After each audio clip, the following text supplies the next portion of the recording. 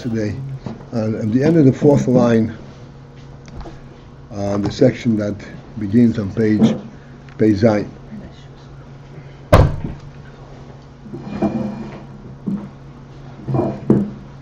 The line begins with the word Hu Bechinas Gilui Hamtzius Levad. Page Zayin, the line begins with Hu Bechinas Gilui Hamtzius Levad. Yeah. 4 lines from the top.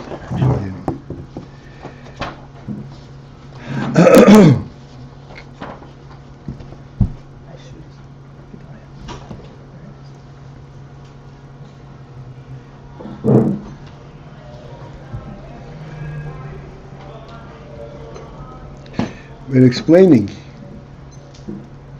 a very important principle, that there is an element that distinguishes Milo and Mato, top and bottom, higher and lower, not on the basis of what it represents or what it contains, how great it is in itself. Rather, how much of the etzem it possesses, it represents. Hello? Yeah. Can I call in? Do you want a video call or you want the conference? Okay, I'll video call.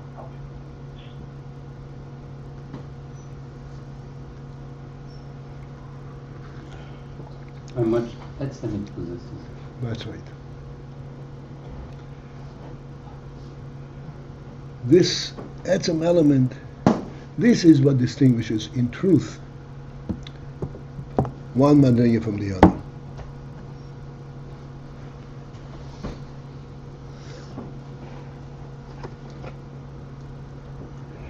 And that's a distinction on an essential level, rather than on a functional level.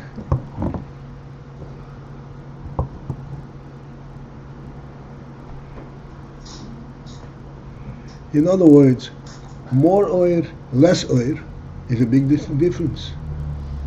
But that is a distinction on a functional level. The essential difference,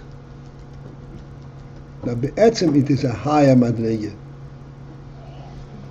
as identified by the Creator, as we said yesterday. That's of a completely different caliber.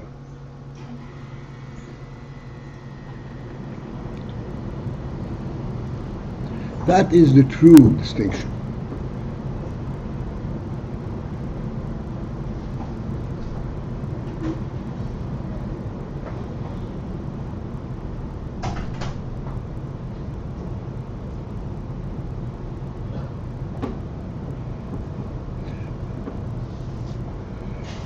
In our discussions and all the various misholim, I mentioned many times, a moshel is not just a borrowed means of correlating things which are not really related.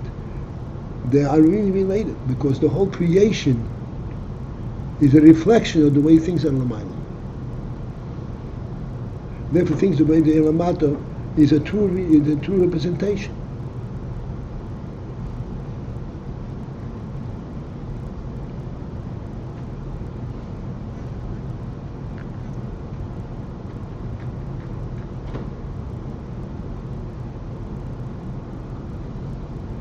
We said some time ago, not very long ago, an interesting phenomenon, that when you see a home that is perfectly appointed as a living home, and even all the things are, so to speak, are not in perfect order, but set up in a way that clearly somebody used it. It's a living home. And yet, when you find out that in fact nobody ever lived in this home, the fact that it is so set up and it represents a lived-in place is because it's an artist's projection. When you get this bit of information, As much as you were enthused by visiting this home and so forth, everything dissipates. You're no longer interested in it. Although nothing has happened, it's exactly the same appearance as it was. The difference is that now you only have the appearance and you don't have the essence. And when you are visiting and you see all of these things that it represents, you are connecting to the essence. That's why you're so interested in it, not to its appearance.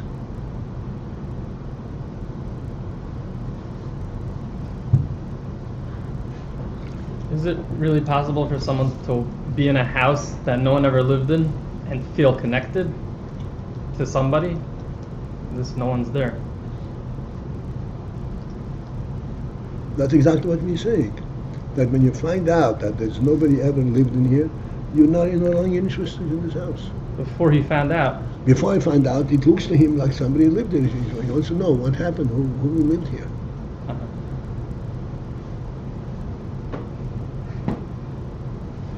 My point is to understand that this is a very subtle difference, and it's interesting that we appreciate this difference.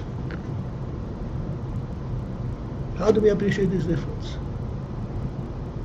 There's no way to describe it.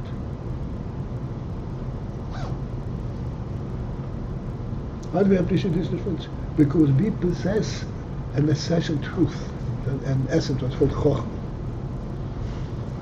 We know things not only by identification, by functional distinction, but by its true value. This true value is that which is identified by chokhmah. Since you're speaking of appreciation,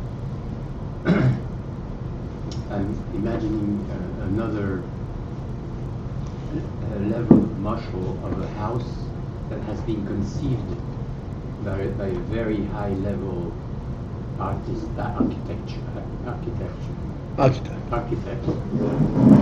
and it's a beautiful house with beautiful paintings on the wall. There is a quality in it, aesthetic quality, that gives it a certain. It's not lived. I'm asking if that. But my point, okay, of course it is, but it only touches your imagination. You not really relate to it. You know, in France there is a city, Marseille. Yeah. Marseille was a seat of the kings. This is where the palaces were, and it's full of museums. There are two types of museums. A museum where various paintings were collected that were used in a king's palace, but now they were collected. Now they're on display. Then we go into a palace. Completely different experience.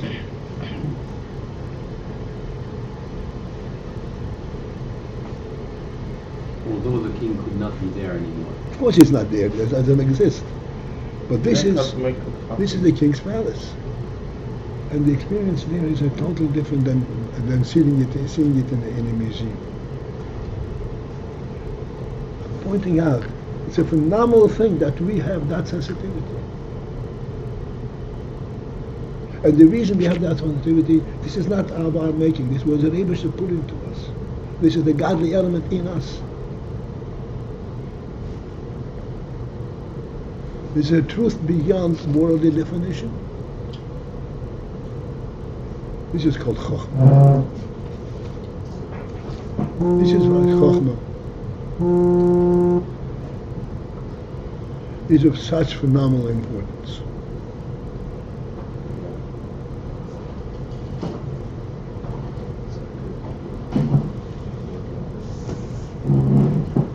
Okay, can you hear better? Better?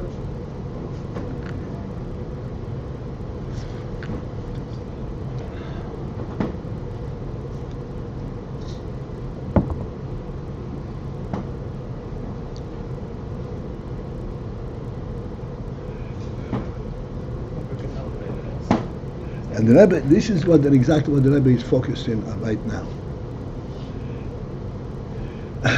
There is the union that something that is a higher be'etzem, in essence. And to give it a little bit of a defining factor, so to speak, put it into words, the Rebbe says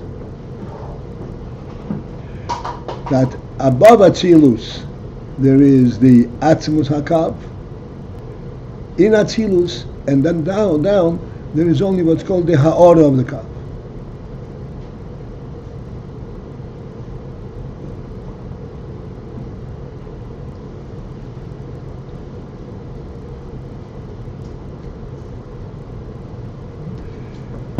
And now we're going to go to 4 lines from the beginning of that section towards the end of that line. The Ha'ora l'gabe Etzem, where a Ha'ora relative to Etzem, Harei zeh, that can be defined k'mei mitzius l'gabe mahus. This is a distinction similar to what we compare mitzius relative to mahus.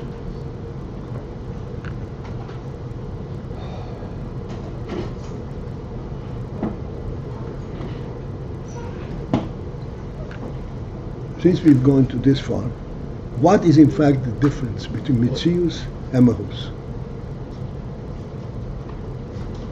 So we started explaining yesterday that when an intelligent person enters a room and there are tables and chairs in the room, his entry into the room is not just to be in the room, but his entry into the room is in order to pass through the room to go to the other side.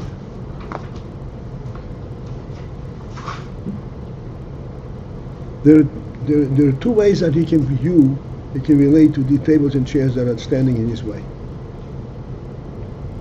If he's intelligent or he's not intelligent. He can view it, he can relate to it as a mitzius. There's an obstacle there. It's there, it doesn't represent anything. Only thing it represents to me is an obstacle. It's called a mitzius. This same obstacle, when one appreciates what it stands for, not only what it stands for in general, a table is a table, but what it stands for on this floor, in this room, it belongs here. And it loses completely its mitzius element. It is not an obstacle. It complements the room. It makes the room a real room. If it was not there, then the room would be lacking its richness.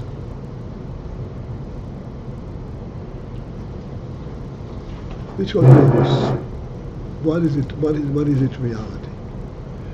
Ha'ora l'gabe etzem is like a mitzius relative to mahus. The ha'ora is only the effect of something. Etzem is the reality itself.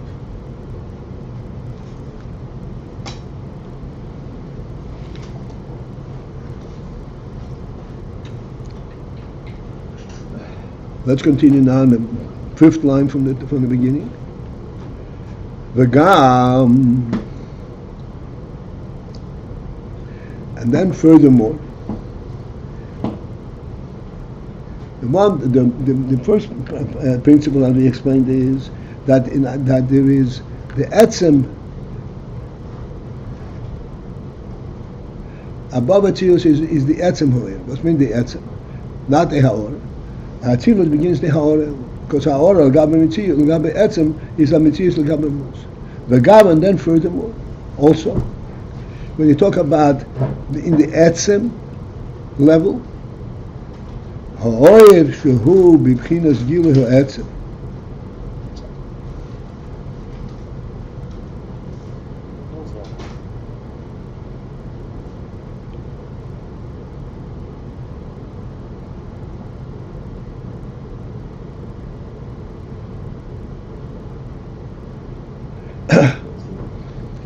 The oir that represents Gilui of the Etzem That's what oir is. It represents the gilui of the etzem. And then in parentheses, to emphasize it, the hain, which means to say, ha'oir shehu bibchinas ein soif. The oir that is in that bechina, of that caliber of ein soif. It is through and through the union of ein soif. What does ein soif mean? How can it be oir ein soif? That's why he said bibchinas ein soif.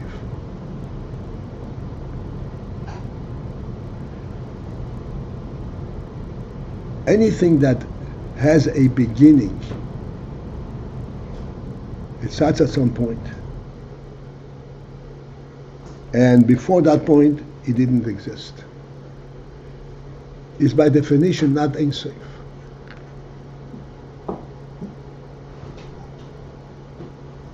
Ein Sof means that there is an omnipresence. That's what Ein Sof. It's a mass presence. If you say that this is a aura, that is a revelation, a gilui, so it's not Ein Sof. So why we say aura should be b'chinas Ein Sof? Ho'er shehu b'chinas Ein Sof. What kind of b'chinas Ein Sof if it is not? If it is oil only, it means it has a beginning.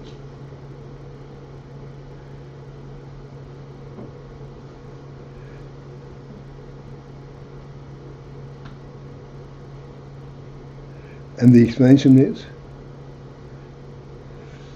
this is indeed it is oir. But what is the message of this oir?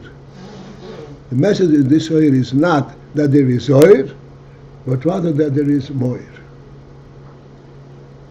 The oir is completely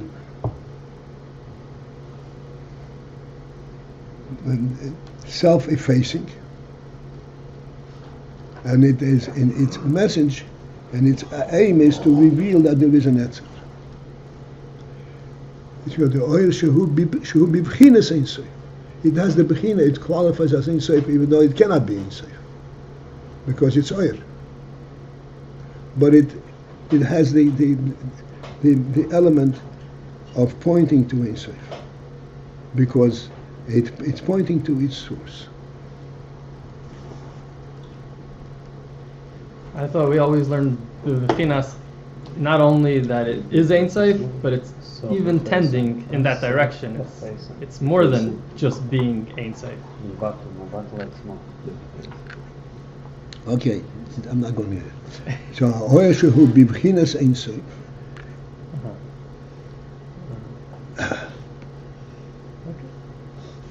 This oil, which is Bibchinas Ein Sof, which means, as he said in right before the parentheses, oil should be b'chinas gilui ho'etzem, the oil that stands for gilui ho'etzem, not gilui of oil, but gilui of etzem.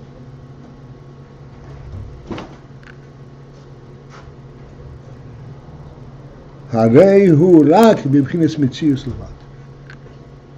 Even that oil that is emphasis is on the etzem, is also the Metzius.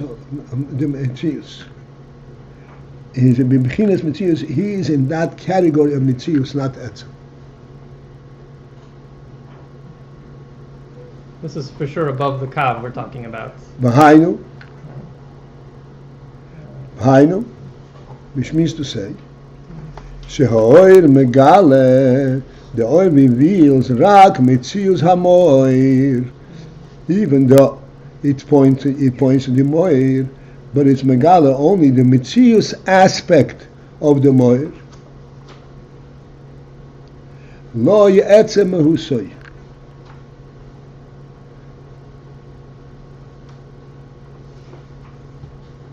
Not the etzem of mehus of the moir.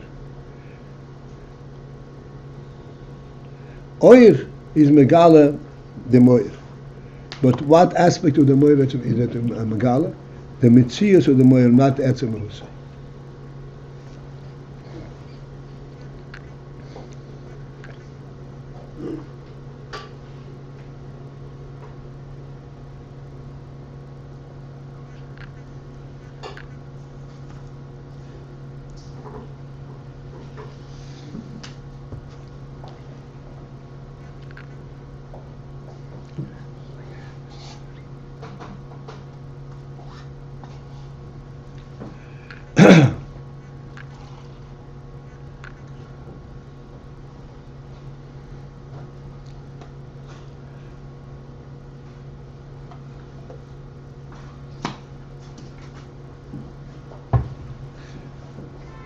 said, in trying to relate it in extremely subtle things, but our aim is to be able to relate to the principle of etzem.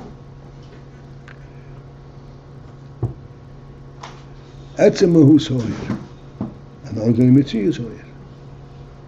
So we have this moshel of this.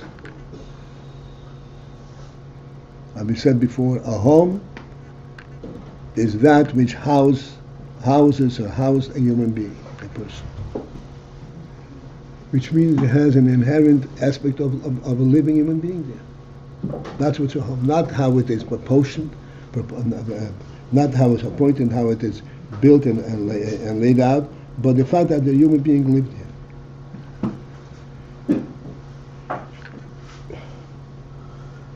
And then we say, within that itself there are two distinct states, where the owner is absent or the owner is present. If the owner is absent, even though he still owns his home, and this is still his dwelling, but he is personally not present there at this moment. It's a tremendous impact.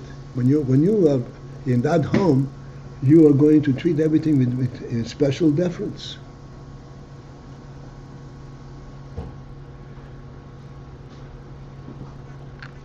Yet there is a fundamental difference between that state and when the owner is actually there in the home, and particularly present in that room where you are moving around. The nimshal here is the way etzem is actually and the way it's reflected. Excuse me? The nimshal might be the way etzem is unto itself versus how it's reflected. But it's not unto itself because he is there and it affects you. If he affects you, that means that there is something emanating from him to affect you. Yeah. This is called etzem mahuz hoyer. As opposed to ha'ara. As opposed to ha'ara. The ha'ara is only the mitzias. He is not in fact there. He does not in fact affect you. There is a ha'ara of his ownership and his presence that permeates the entire home. And there is not a comparison between the ha'ara and the etzem. This is the point of etzem. The reality itself.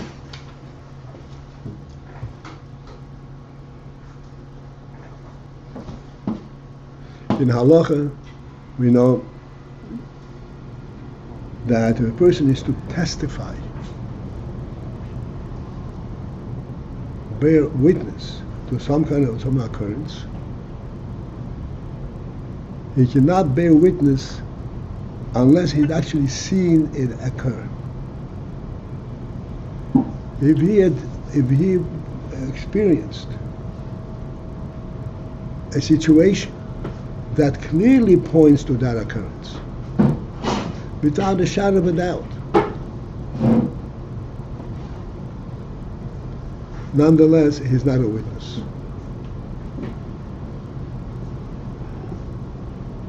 And what's that adding to the nimshal? That's telling us the witness. What's a witness? The power of a witness is that he represents the truth as the Rebbe showed it to him, not as he, as a human being, understands it. He tells you what the Rebbe showed him. If he deduces from his experience, clearly, without any shadow of a doubt, that this is what happened, he's telling you his mitzvah, the worldly presence, not the godly presence. And therefore he said, and this is not a witness. This is why the power of witness is so overwhelming.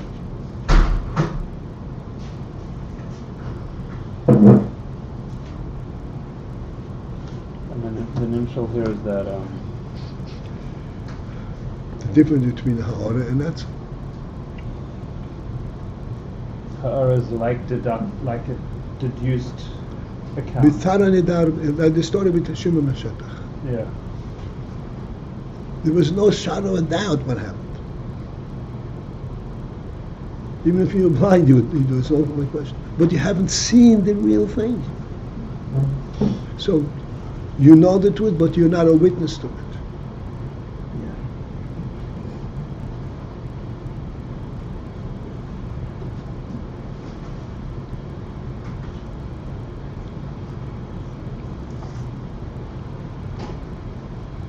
When the Rebbe said the Gam Ha'or, one second, I just want to Yeah. conclude this in him. A Matan Torah,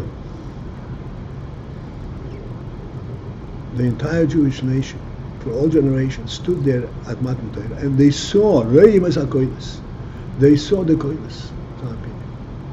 This sighting is of great importance. It's not to be convinced of something. It's something that they actually saw the reality itself.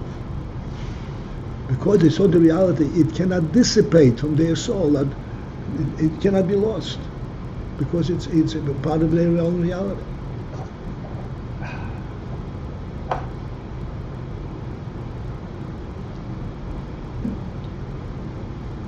This imprinted in us for all generations, for thousands of years, that reality. Because we are ourselves observed, saw it. We were not convinced, but we saw it. The proof to the matter that we were not convinced, because immediately afterwards we went and made an egel. But nonetheless, it still permeated our mitzvahs. In our conscious thinking, in our koiches, we were not convinced. But in our essence, we did have it. This is why the Klal says, "Afil pishachoto Yisrael." Even if he sinned, he remains to be a Yisrael. Doesn't lose that title. Why not? He sinned, because this is an essential element.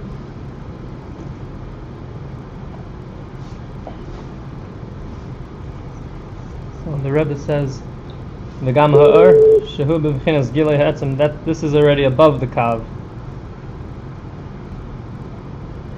Also mentioning that. What's the difference? I'm asking. No, I'm just making yes, sure. but that's not. That's not the focus. No, let's try to understand the words. Yeah.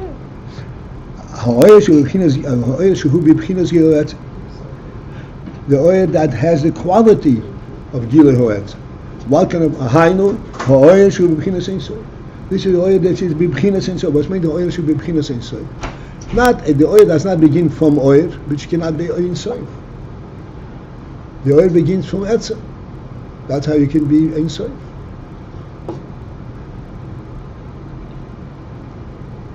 Harei hu rak b'b'chinas mitzius levad. Nonetheless, the oil, by definition, is only b'chinas mitzius. Hainu, which means to say, she'oil megale rak mitzius hamoil. That the oil reveals, even though it is pointing to the moir, but it is revealing the mitzius hamoir, only the mitzius hamoir. Loi etzem hu soy. Not the essence of his reality.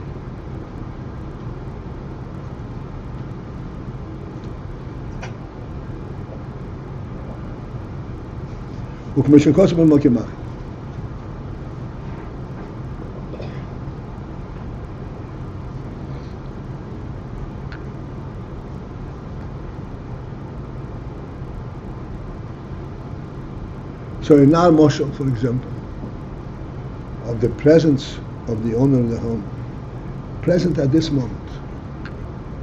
So you're actually experiencing his presence. Nonetheless, you're experiencing it through his presence, through his oil. This means that the oil should be b'chinas ein sof. It will never dissipate. It has no beginning. It's his very presence emanates this oil.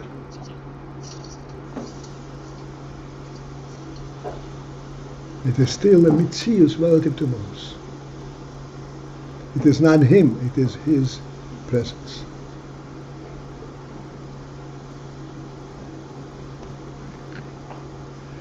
וכמו שקוסם במוקי מחר. ואם כן, it's clearly an allusion to the fact that there is much to be talked about and there is much to be thought about, but we gave you a synopsis of the principle. V'im kein, and therefore, the Atzilus level, shehu rag ha'or az ha'kal, which is only the ha'or of the kal, which is not the etzem ha'kal. Harei zeh rag b'chines mitzius levad. Thus, this is only the mitzius aspect. Legabe atzmus ha'oyer shelemayla me'atzilus. Relative to the oil as it is above the atzilus.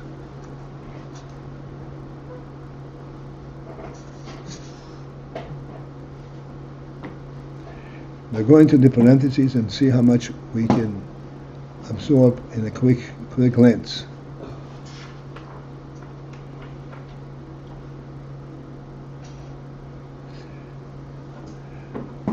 Rak, except Sheba'atzilus meir mehuz haziv. Even though this is only a ziv means a reflection of, but in Atzilus it is a reflection, but what is illuminating, takes effect in Atzilus is what's called mehuz haziv, the mehuz of the ziv, which means not the effect of the ziv, but the actual reality of the ziv.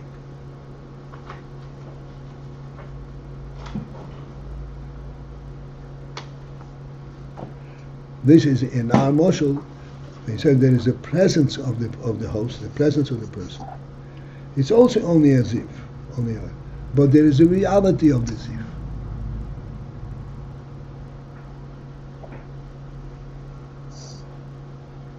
In his absence, you have to think, whose home is this? It's his home. In his presence, you have to think, whose home it is. It's more than obvious. If you have a question, whose home, you'll be completely blind. It can only be if you completely reject his ownership, which is a crime. You are in his home. But it's like a haziv, but made a mehuz haziv. The reality of the ziv is made Atzilus. And this is what the Rebbe says. Atzilus, even though it's only a ziv,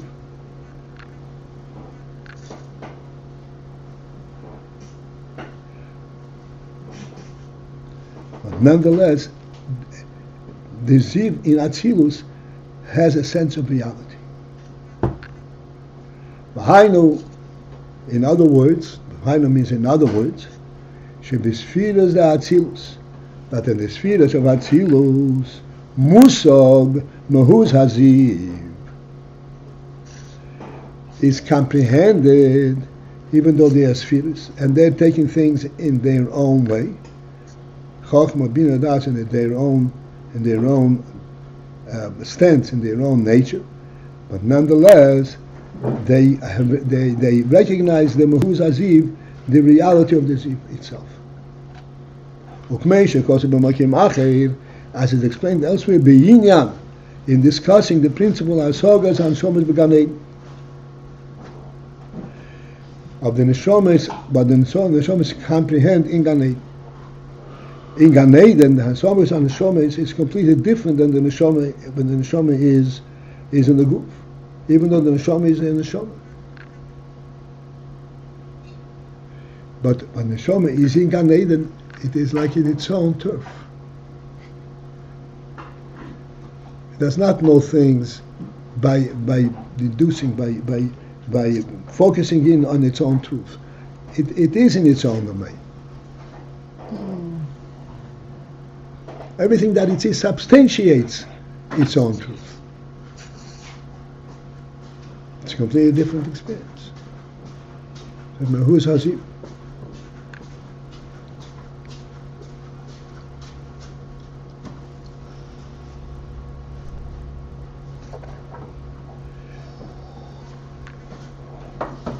Okay, so we are at the end of the parenthesis. If we go weiter, we'll be late for davening. Okay?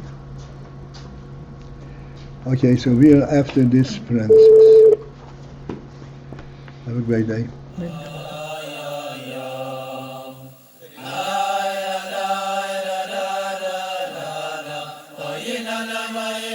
AYIN